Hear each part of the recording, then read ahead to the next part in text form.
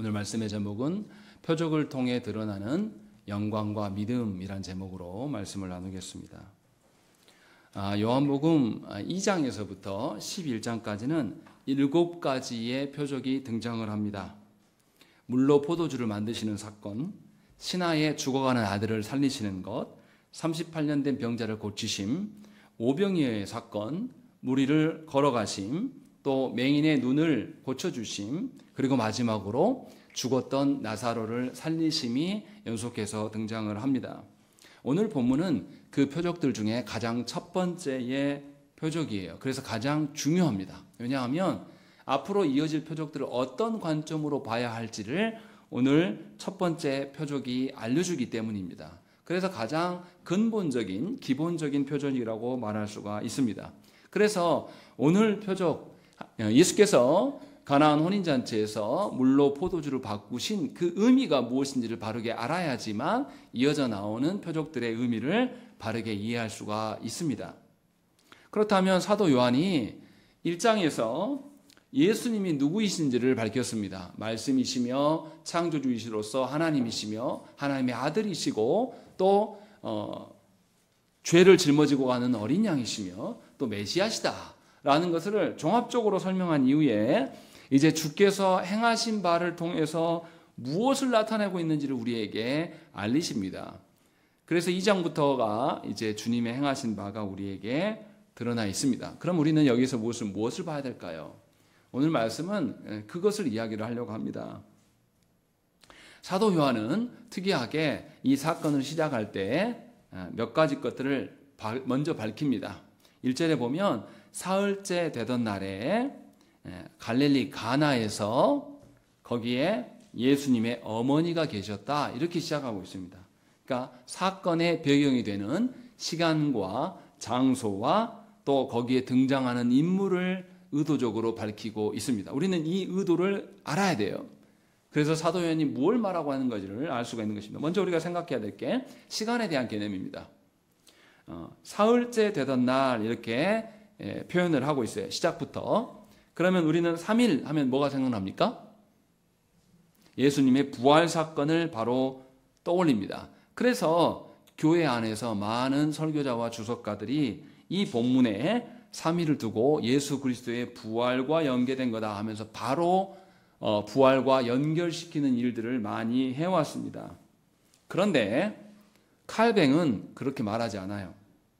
예수께서 갈릴리 지역으로 이동한 이후 3일째 되던 날이다, 이렇게 해석을 합니다. 왜 이렇게 해석을 하냐면 앞에 본문에서 예수님이 보세요. 예수님이 제자들을 부르시기 위하여서 행하시는 것들을 봐요. 39절 말씀 보시면 예수께서 이르시되 와서 보라. 그러므로 그들이 가서 계신 데를 보고 그날 함께 거한다. 첫째 날 설명하고 43절에 뭐라고 합니까? 이튿날, 두 번째 날 이야기를 한단 말이죠. 그리고 2장 1절에서 뭐라 합니까? 사흘째 되던 날, 세 번째 날이다, 이렇게 설명하기 때문에 칼뱅은 성경이 말씀한 대로 우리가 이해를 해야지 우리가 보고 싶은 대로 바로 부활로 넘어가서는 옳지 않다라고 해석을 합니다. 절대 확대 해석하지 않아요. 그러니까 본문에서 말씀한 근거대로 이 의미를 봐야 된다는 것입니다. 그런데도 불구하고 교회 역사적으로 3일에 대한 부분들을 그리스도의 부활과 연계하여서 해석하는 경향이 강합니다. 저도 예전에 그렇게 설교를 했었어요. 그러면 이 3일이 아무 의미가 없는 거냐라는 것이죠. 그런데 이제 본문에서 다른 것을 우리가 봐야 됩니다. 11절 말씀 우리 읽겠습니다. 11절 말씀 시작.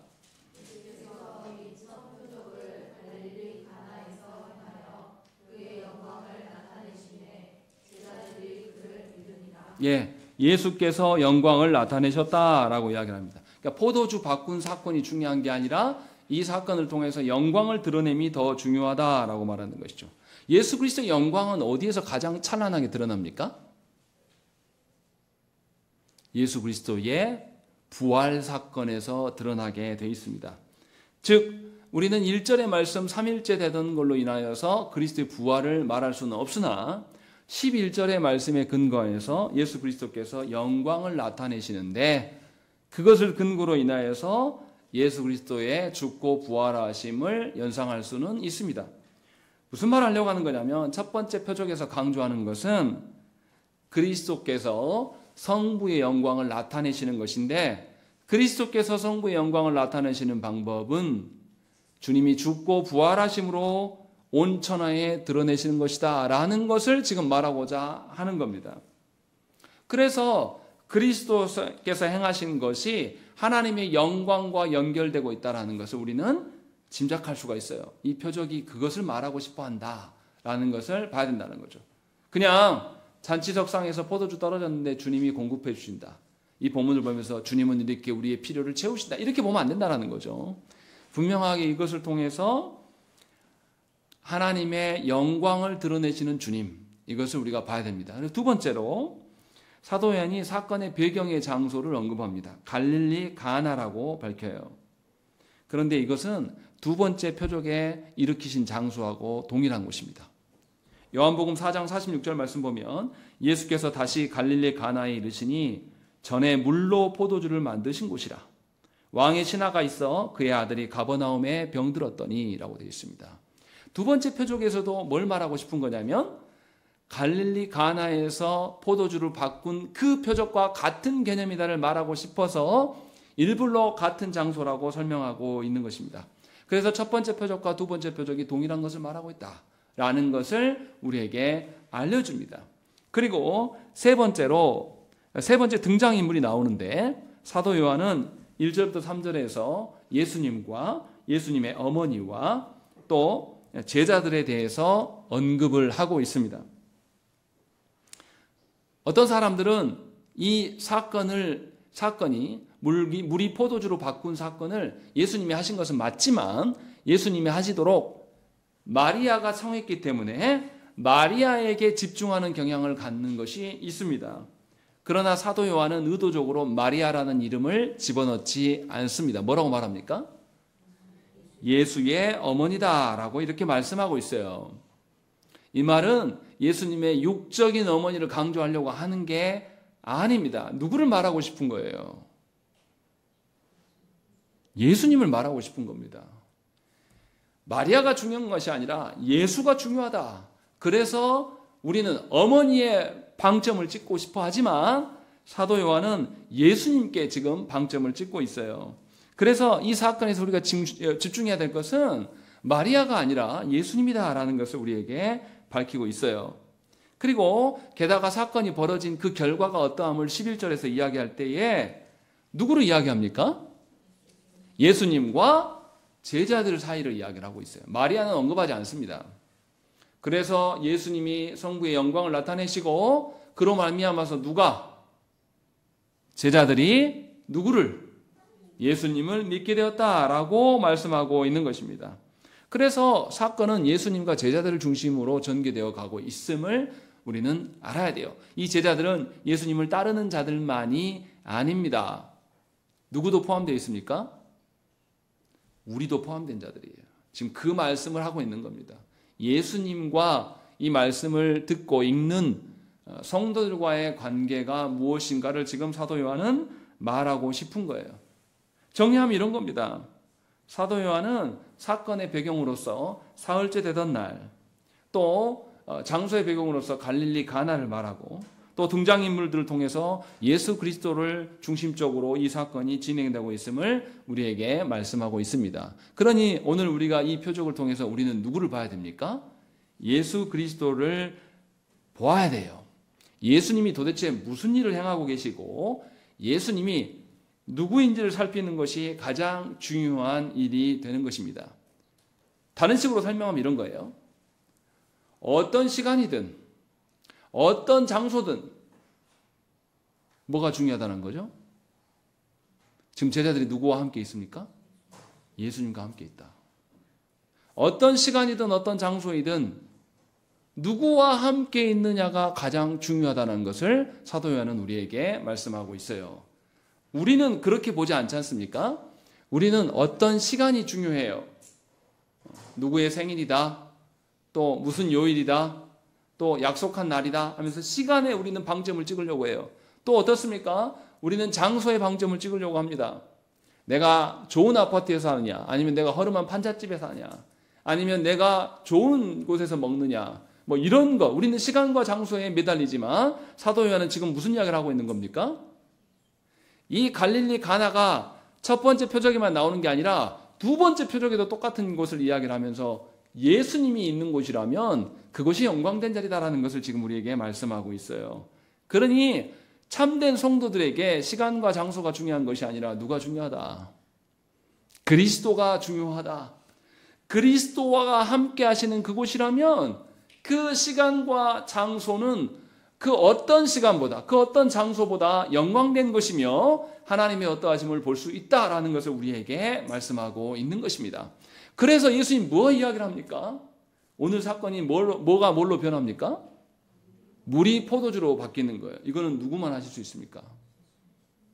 우리는 뭔 짓을 해도 물은 물이에요. 그런데 주님이 함께 하시면 갈릴리 가나가 중요한 것이 아니라 사흘째 되던 날이 중요한 것이 아니라 주님이 함께 하시면 주님은 물로 포도주를 바꾸는 창조의 변화까지도 일으키실 수 있는 분이다라고 지금 우리에게 말씀하고 있는 것입니다. 그러니 저와 여러분들은 이 본문을 통해서 기적을 봐야 되지 않아요? 뭘 봐야 됩니까? 예수님을 봐야 돼요. 예수님이 누구이시며 예수님이 지금 무슨 일을 하시는가, 이것이 훨씬 더 중요한 이야기라는 거죠. 포도주가 중요한 게 아니라는 거죠. 그것을 지금 우리에게 이야기를 하고 있습니다. 그러면 이제 우리가 사건의 스토리로 한번 들어가 보십시다. 무슨 일이 일어납니까? 3절 보시면 예수의 어머니가 3절 보시면 포도주가 떨어졌다라고 사도 요한이 말합니다. 포도주는 어떤 의미입니까? 우리가 지난번 성찬식 때 제가 설교를 했었는데 기억나십니까? 포도주는 어떤 의미죠? 기쁨이에요. 즐거움입니다. 하나님의 복을 상징하는 겁니다. 그런데 혼인잔치에서 기쁨과 즐거움과 하나님의 복이 사라져 버렸어요. 그러면 그 잔치는 잔치로서의 기능을 할 수 있습니까? 없습니다. 이 의미가 무엇일까요? 유대인들이 하나님의 언약 백성으로서 하나님의 기쁨과 즐거움을 누리기에는 다소 문제가 있다. 궁극적으로 유대인들이 성전을 중시하고 뭔가 율법을 중시하고 있으나 그 기쁨과 즐거움의 원천인 하나님을 근거로 하고 있지는 않는 것이다 라는 것을 상징적으로 지금 보여주고 있습니다. 이것이 포도주가 떨어졌다는 의미예요. 그런데 이상한 점이 있습니다. 혼인잔치에서 포도주가 떨어지면 누가 포도주를 구해야 됩니까? 혼주가, 신랑이 구해야 됩니다. 그런데 지금 마리아는 누구에게 이야기를 하고 있습니까? 예수님께 이야기를 하고 있는 거죠. 왜 이렇게 이야기합니까? 이 의미가 뭘까요? 신랑에게 가서 말해야 돼요. 그런데 마리아는 신랑이 아니라 예수님께 말하고 있습니다. 사도 요한은 진짜 신랑이 누구인지를 말하고 싶은 거예요. 우리의 진짜 신랑은 누굽니까? 예수 그리스도시다. 이 혼인잔치의 주인공이 지금 이 혼인잔치의 신랑이 아니라 예수님이시다라는 것을 이야기를 하고 있는 거예요. 신랑은 포도주가 없어진 이 문제를 해결할 수 있습니까? 없습니까? 해결할 수 없어요. 포도주 사올 수는 있겠죠. 그러나 포도주가 있다고 해서 하나님의 기쁨과 즐거움, 하나님의 복이 채워줄 수 있습니까? 그럴 수 없습니다. 분명히 우리의 기쁨과 즐거움과 복은 하나님으로부터 우리에게 부여되는 것이기에 예수 그리스도께 의존해야 되는 것이 합당한 것입니다. 그럼 마리아는 이걸 어떻게 알았습니까? 마리아는 예수님을 잉태할 때부터 천사를 통하여서 성령님이 자기 안에 잉태케 하심을 경험한 사람이에요. 그래서 하나님께서 해결하시는 것이 진짜다라는 것을 마리아가 알고 있었기 때문에 마리아는 예수님께 이 이야기를 합니다. 그러나 예수님이 마리아의 부탁에 대해서 뭐라고 말합니까? 정말 유교적인 사상으로 봤을 때는 이거는 막대 먹은 아들이에요. 뭐라고 말합니까? 어머니한테 어머니 이렇게 말하지 않아요. 뭐라고 말합니까? 여자여 라고 말해요. 그리고 거절해요. 그런데 이상하죠? 거절을 했는데 마리아의 태도가 어떻습니까? 5절 말씀을 읽겠습니다. 시작.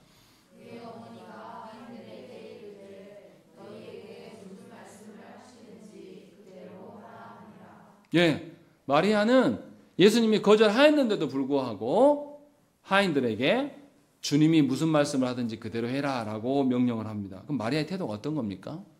주님이 거절하셨는데도 고집 피우는 것입니까? 아니, 그 말을 하려고 하는 게 아니죠. 진정한 기쁨의 원천인, 진정한 신랑 되시는 분은 예수님이시기 때문에 마땅히 우리는 예수님이 명령한 대로 순종해야 될 것들을 마리아가 말씀하고 있고, 마리아는 분명하게 하나님께 의존하고 있음을 우리에게 보여줍니다. 그럼 이쯤 되면 예수님이 마리아의 청을 들어줘야 되는 게 맞잖아요. 이런 진심으로 하면 우리는 그렇게 생각하지 않습니까? 우리가 진심으로 주 앞에 나가면 주님이 들어주실 것이다 라고 말씀을 하셔요. 그런데 예수님은 단호하게, 아주 냉정하게 마리아의 요청을 거절하십니다. 먼저 주님이 어머니를 여자라고 부르셔요. 이는 가족관계에서 부르는 호칭이 아닙니다. 예수님 무엇 때문에 어머니를 갑자기 여자라고 말할까요? 이 의미를 우리는 알아야 돼요. 예수님은 마리아의 육적인 아들로서 이 일을 행하시는 분이 아닙니다. 예수님은 메시아로서 마리아를 대해요. 그러면 마리아는 어떤 존재입니까? 예수님 앞에서 그저 피조물에 불과한 존재예요. 예수님은 메시아로서, 그리스도로서 주님 앞에 서 있습니다. 그래서 예수님이 십자가상에서 달리실 때에 그의 사랑하는 제자 요한에게 어머니를 맡길 때도 어머니라고 하지 않습니다. 그때도 똑같은 단어 여자라고 이야기를 합니다. 왜냐하면 메시아이신 그분이 피조물의 한 사람인 그를 불쌍히 여기서 그를 돌보라고 말하는 것이지 육적인 아들로서의 효도를 하고 있는 것이 절대 아니에요. 그것을 지금 말씀하고 있는 것입니다. 그러니까 어머니도 예수님을 누구로 봐야 됩니까? 메시아로서 봐야 돼요. 자기 아들로 보는 게 아니라. 그래서 잘 보세요. 처음에 3절에서 뭐라고 말합니까? 어머니가 예수에게 이르되 뭐라고 말합니까? 저들에게 포도주가 없다 이렇게 말한단 말이죠. 어떻게 말해야 됩니까? 메시아로 본다면.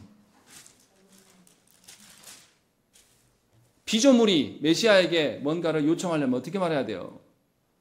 저들에게 포도주가 없습니다. 도와주시옵소서 이래야 된단 말이죠. 근데 마리아가 그런 개념이 없어요. 그래서 주님이 말씀하고 있는 것이죠.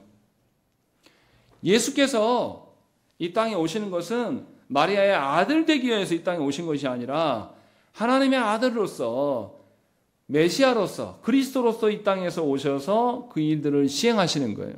그러니까 마리아는 메시아이신 예수님 앞에서 결코 숭배의 대상이 될 수가 없습니다.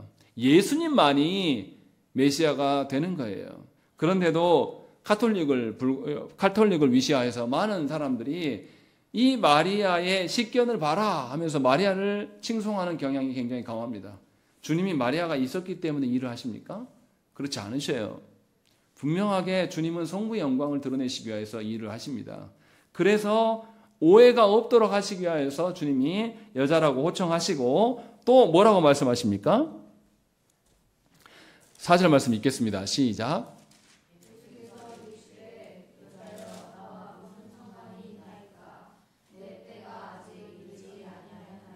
예, 예수님의 때가 되지 않았다 이렇게 말씀하고 있는 거예요. 예수님의 때는 예수님의 영광의 때, 곧 예수께서 죽고 부활하심으로 그리고 승천하심으로 나타나는 그런 때를 말씀하고 있는 것입니다.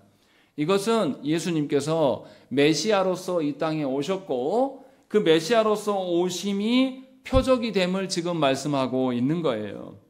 사람들의 필요를 채워주고 사람들의 요청을 채워주는 것이 예수님의 역할이 아니라 성부께서 보내신 대로 죄의 문제를 해결하시는 것이 예수 그리스도의 궁극적인 사역임을 알려주고 있는 거예요. 그래서 그리스도는 자기가 원하는 대로 행동하는 것이 아니라 또 백성들이 성도들이 원하는 것에 반응하면서 행하시는 것이 아니라 성부께서 정하신 때 그 고난 받으실 때에 해야 된다고 지금 말씀하고 있는 거예요.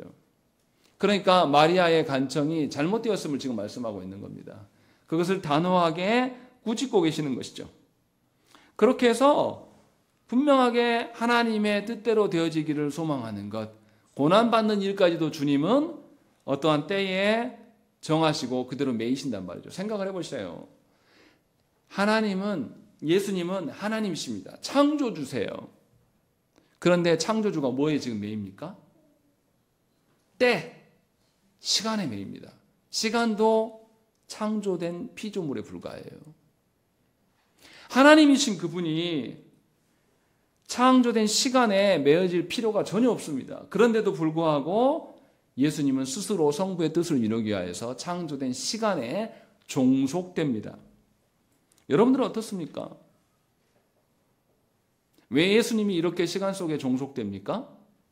하나님이 정하신 때가 가장 합당한 때예요. 하나님이 정하신 때가 가장 합당한 때이기 때문에 그것에 매임으로 말미암아서 성부의 사랑을 전하고 계신단 말이죠.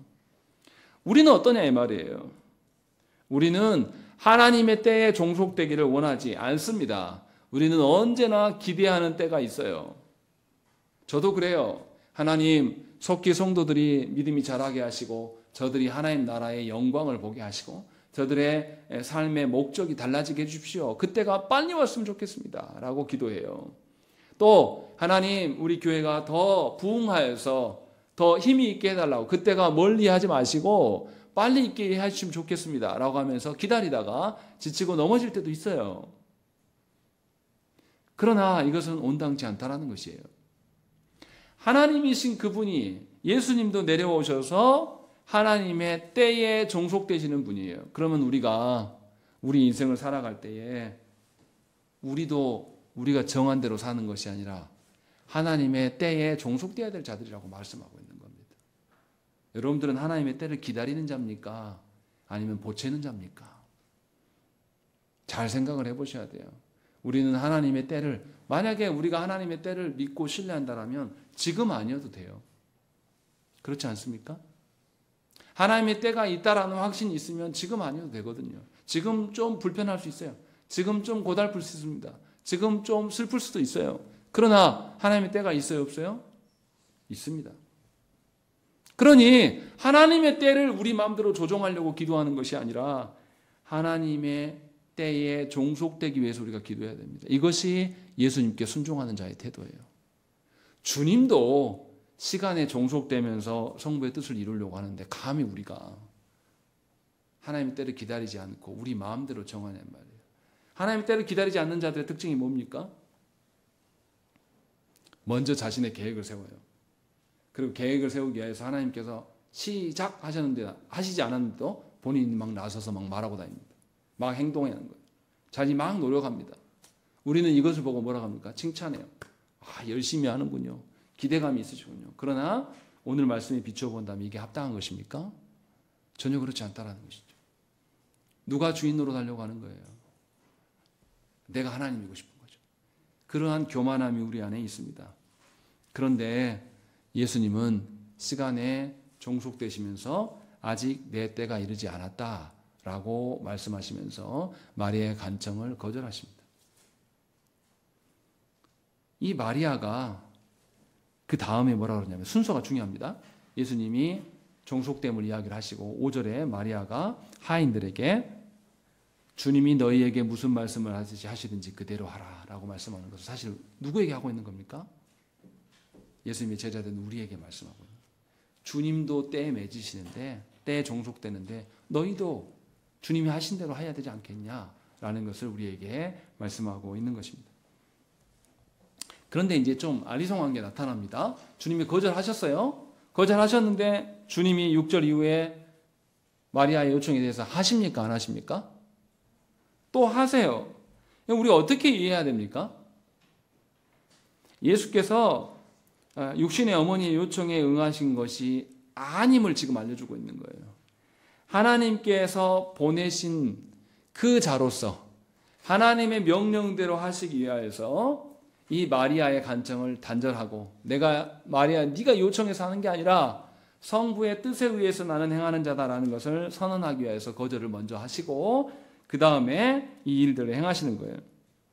그러니까 예수께서 우리를 사랑하시는 방편이 뭔지 생각을 해봐야 됩니다. 우리는 우리의 때에 우리가 원하는 방식으로 하나님이 해주시기를 원해요. 항상 우리는 그렇게 기도를 합니다.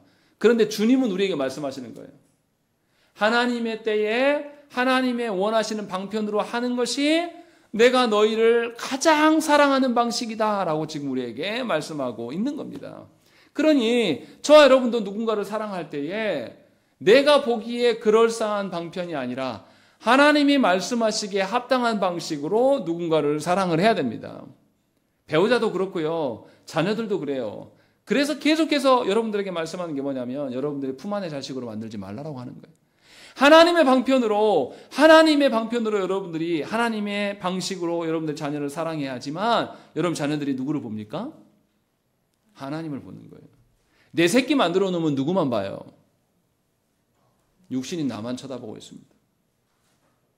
나는 알아보지만 창조주이시고 심판주이신 하나님을 몰라보는 새끼로 만든단 말이죠. 누가요? 내가요. 누가 주신 자녀를? 하나님의 자녀를, 하나님께서 잠깐 위탁한 자녀를 하나님으로부터 빼앗아 와요. 그리고 하나님을 모르는 인간으로 만들고 나만 알게끔 만들면, 그렇게 만들어 놓고 우리가 뭐라고 합니까? 사람들한테 나 잘 키웠어 자녀, 나한테 얼마나 잘하는지 몰라, 이런 소리를 우리는 합니다.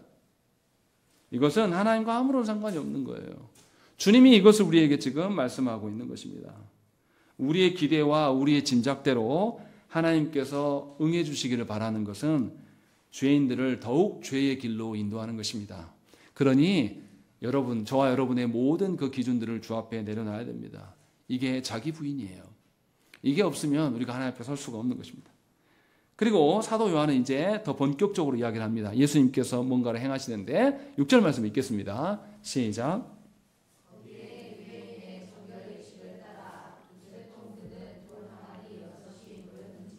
예, 이 말 안 해도 되거든요. 이 말 안 해도 되는데 사도 요한이 일부러 씁니다. 목적이 있다라는 거예요. 유대인의 정결 예식을 따라서 돌 항아리가 6개 있다라고 말하는 것입니다.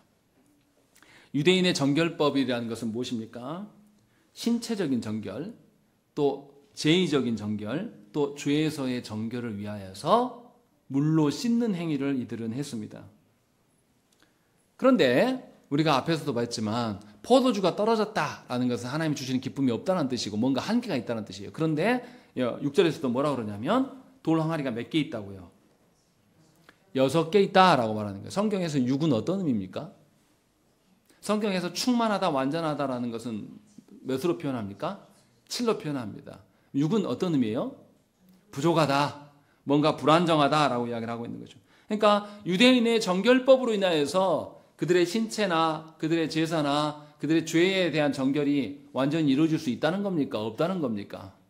없다는 것을 지금 말씀하고 있어요. 유대인의 정결법, 손발을 씻기 위하여서 갖다 놓는 그 물 항아리로는 그의 죄를 사할 수가 없다라는 것을 의도적으로 사도 요한이 밝히고 있어요. 한계가 있는 것이다. 그런데 주님은 뭐라고 하십니까? 이 항아리에 물을 채우라고 명령하셨고 하인들은 이 항아리 아귀까지 채웠어요.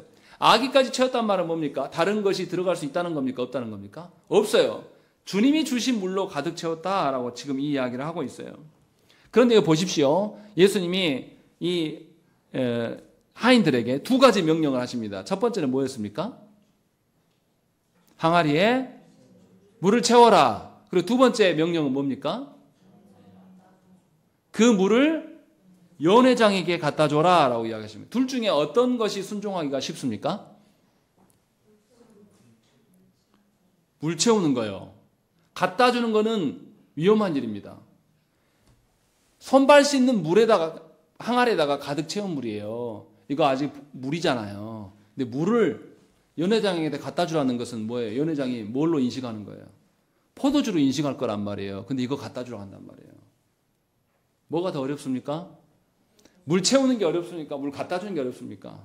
갖다 주는 게 훨씬 어려운 거예요. 물 채우는 거는 아무 생각 없어요. 채우라고 하면 채우면 돼요, 그냥.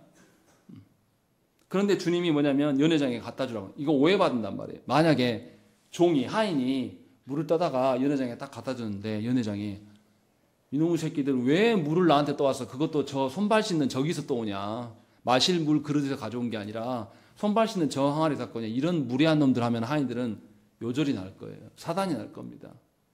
그런데 주님은 갖다 주라고 말씀하세요. 근데 이상한 건 뭐냐면 갖다 주라고 하니까 종들이 갖다 줬습니까? 안 갖다 줬습니까?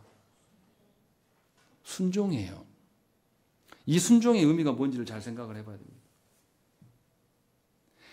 종들이, 하인들이 왜 순종했습니까? 이해가 돼서 순종했습니까? 아니면 마리아가 명한 대로 주님이 뭘 하라고 하시든 간에 너희가 순종해라 하면서 주님의 권위에 의해서 순종했습니까? 뭐였을까요? 이해해서 순종하지는 않았을 겁니다. 그럴 수가 없어요. 그냥 주님의 명령이기 때문에 순종했다는 것입니다. 여기서 우리가 잘 생각을 해봐야 돼요. 여러분들은 순종 어떻게 하십니까? 저와 여러분들은 이해돼야지 순종하는 인간들이에요. 그래서 먼저 하나님께 항상 이해 좀 시켜주세요. 나 하나님 때 못 기다리겠으니까 이해를 먼저 시켜줘야지 기다리죠 라고 이야기를 합니다. 그런데 잘 생각해 보세요. 이해함으로 순종하는 것은 누구를 근거로 한 겁니까? 명령을 하신 분을 근거로 한 겁니까? 나를 근거로 한 겁니까? 나를 근거로 하는 거예요. 그런데 내가 이해되지 않아도 이거 물 갖다 줬다가 난리 날 것 같은데 이런 논리를 피지 않아도 주님의 권위에, 명령하신 분의 권위에 근거해서 순종하는 것이 진짜 순종이에요. 그러니 우리가 하나님께 순종할 때에 하나님의 행하신 것들, 하나님의 계획하신 것들 우리가 다 이해할 수 있습니까? 피조물이 우리가 다 이해합니까? 이해 못해요. 여러분 자녀들한테 뭔가를 하라고 할 때 이해시켜서 순종을 요구합니까? 아니면 여러분들의 권위에 순종하기를 원합니까? 후자가 더 클걸요? 지금 도율이처럼 저 어린아이들이 다 이해하고 엄마 말을 듣습니까? 아니에요. 엄마를 신뢰하기 때문에 엄마가 하지 마라 그러면 매 맞고도 멈춰요. 이해돼서 순종하는 게 아니에요. 그래서 예수님이 어린아이와 같이 해라 라고 말씀하신 거예요. 여러분들이 신앙생활을 해나가고 여러분들이 인생을 살아가는 데 있어서 이해돼서 하는 것은 여러분들의 확신에 근거한 거예요. 결코 하나님을 신뢰해서 순종하는 것이 절대 아닙니다. 종들은 이것을 알고 있습니다. 그래서 종들은 예수님의 권위에 순종하여서 순종의 모습을 보고 있는 거예요. 자기가 이해돼서 행하는 것은 순종입니까? 자기 확신입니까? 자기 확신이에요. 자기 확신으로 살아가려고 하는 성도들이 부지기수로 조국교회 안에 많습니다.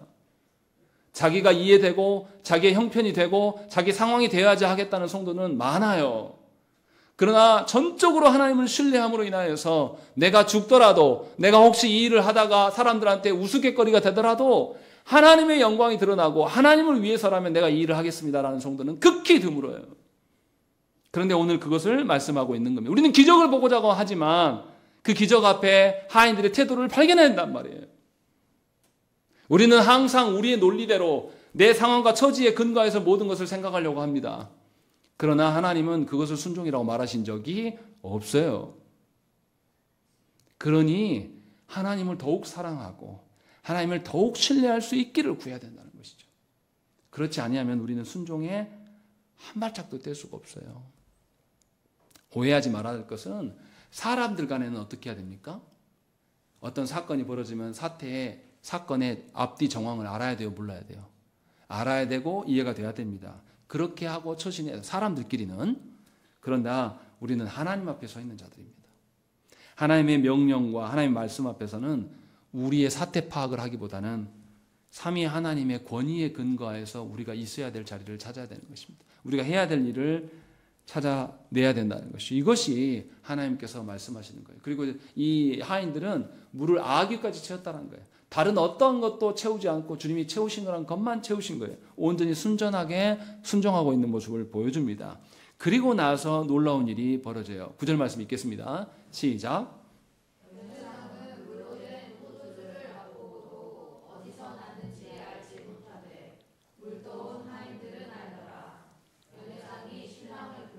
예.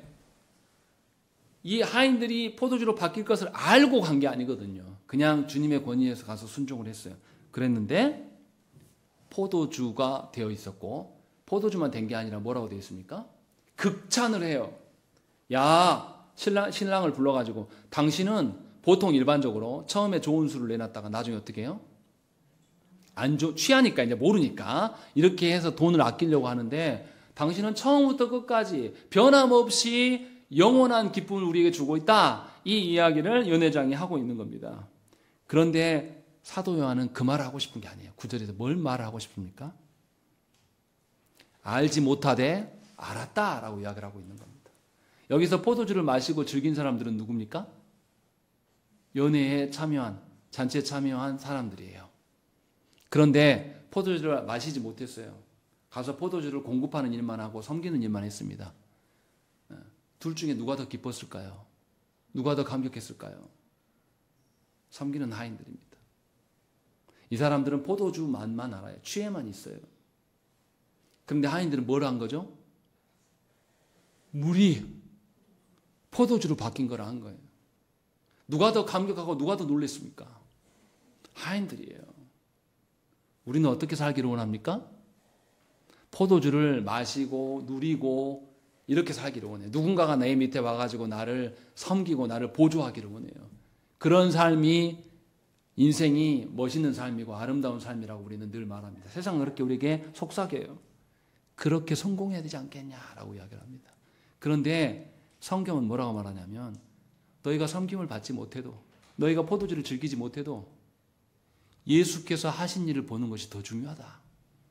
그 이야기를 하고 있는 거예요. 그래서 연회장은 알지 못했지만 누구는 알았다.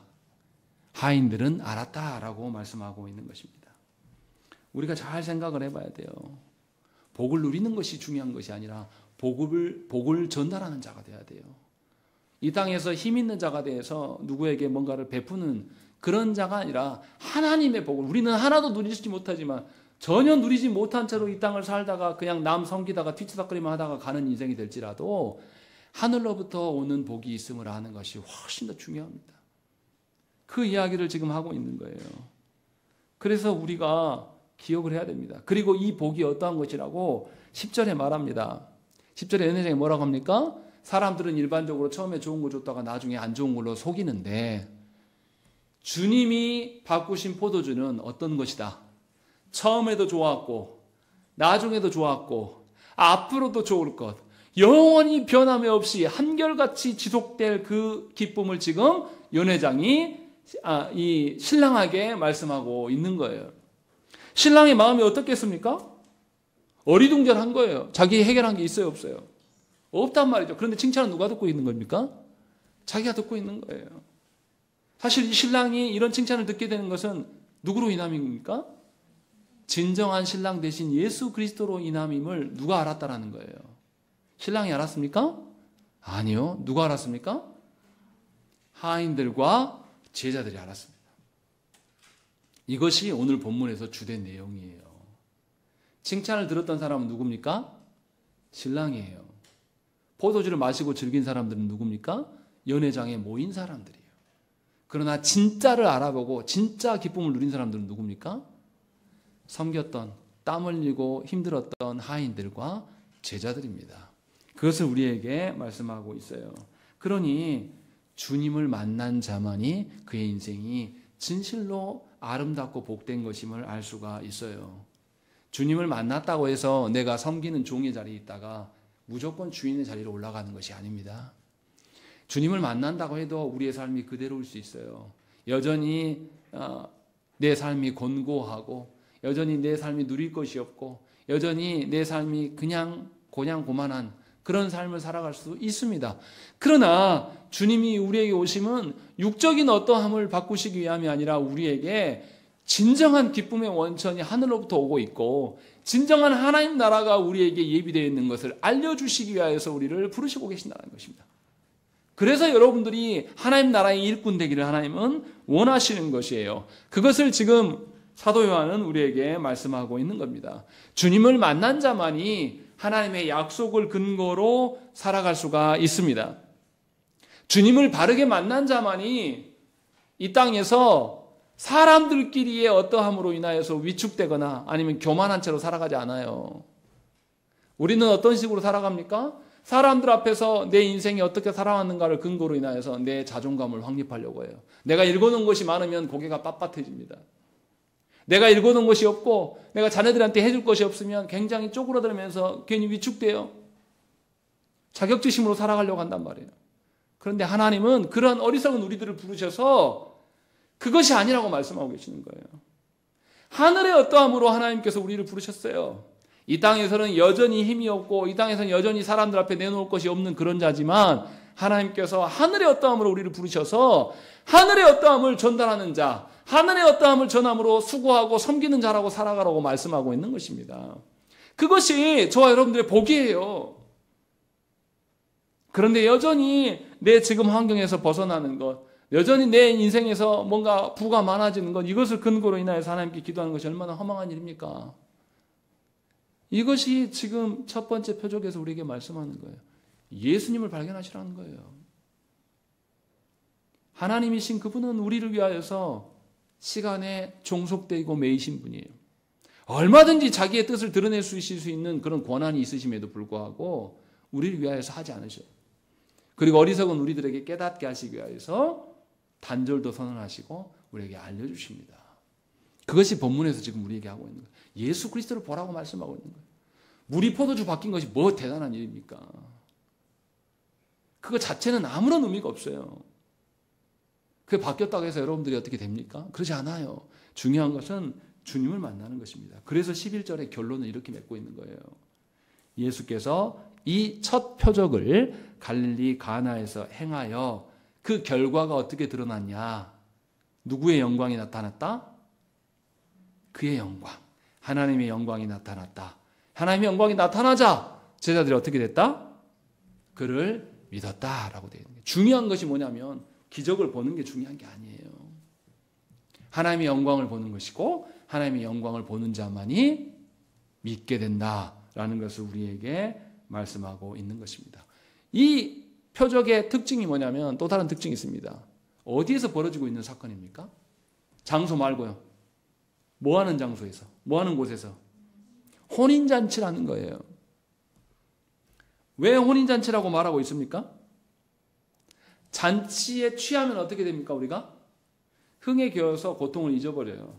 그런데 지금 사도 요한이 말하고 싶은 혼인잔치는 신랑 신부가 육적인 결혼하는 그 혼인잔치를 말하고 싶은 겁니까? 아니면 그리스도와 함께 결혼하여서 그리스도의 몸으로서 교회로 살아가는 그 혼인잔치를 말하고 싶은 것인가요? 후자예요, 후자. 여러분들의 진정한 신랑 되신 예수 그리스도가 여러분과 함께 혼인하여서 한 몸 되어서 살고 계신다. 요 이야기를 지금 하고 있는 거예요. 사람의 결혼보다 더 큰 일이 뭐냐? 하나님 나라의 백성으로 주와 함께 혼인하여 살아가는 것이다. 라는 것을 사도 요한은 우리에게 말씀하고 있습니다. 그래서 창세기에서는 뭘 이야기합니까? 에덴 동산의 결혼을 이야기합니다. 모세는 하나님과 이스라엘 백성의 혼인 서약서인 언약식에 대한 기록을 시내산에서 밝히고 있어요. 또 호세아에서는 어떻습니까? 예수 그리스도와 교회가 영적인 결합을 하기 전까지는 부단히 바람피는 것이 너희들이었다. 창녀와 같은 존재가 너희였으나 그러함에도 주님은 너희를 불러와서 혼인하실 것이라는 것을 알려줘요. 그리고 요한계시록의 혼인은 뭡니까? 어린 양이신 예수 그리스도와 교회된 우리가 하나 되어서 그 하나님의 천상에서 하나님을 향하여서 찬양하며 참된 기쁨을 누릴 날들이 오게 될 것이다 라는 것을 우리에게 말씀하고 있는 것입니다. 얼마나 복된 일입니까? 예수께서 우리에게 그러한 자리로 초청하셨어요. 사람의 보기에는 우리 교회가 얼마나 연약합니까? 우리가 뭔 힘이 있어요? 성도도 몇 안 되죠? 제 정도 별로 없어요. 누가 우리 교회를 보고서 와 좋은 교회다. 우리 교회를 보면서 힘 있는 교회다. 우리 교회를 보면서 탐내는 교회라고 말할 수 있겠습니까? 그러나 초라한 우리들을 하나님께서는 하나님 나라의 그 영광된 자리로 신부로서 우리를 초청하고 계셔요. 그러니 여러분들이 하나님 알기를 힘쓰시고 신부로서 살아가기를 위하여서 하나님께 기도하셔야 됩니다. 여러분들에게 순종을 요구하시면 여러분들이 할만해서 여러분들의 어떠함으로 순종하라는 것이 아니라 누구의 권위에 입각하여서 하나님의 권위에 근거하여서 진실로 순종함으로 그리스도의 신부로 살아가기를 원하신다는 것입니다. 이 복된 자리 앞에서 하나님의 영광을 맛보시고 여러분들의 믿음을 세상 가운데 그리스도를 전함으로써 증명하시기를 간절히 축원합니다. 함께 기도하겠습니다.